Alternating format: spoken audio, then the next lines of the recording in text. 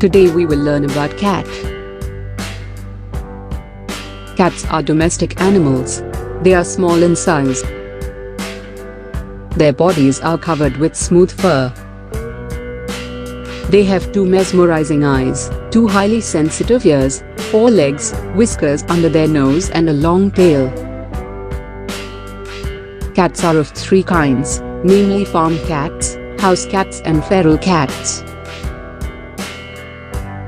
House cats are petted by many people all across the globe. Cats are considered sacred in some traditions and cultures like the Japanese culture. Cats are very witty animals. They are very skillful hunters of rats, snakes. Cats are very lazy pets. They sleep for long hours in a day and they are friendly to people they trust. Cats are not very social animals. Its offspring is called a kitten.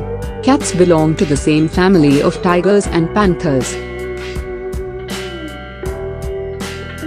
Cats feed on both vegetables and animals and are, therefore, omnivores. Cats are very beautiful animals and they're a favorite of many people.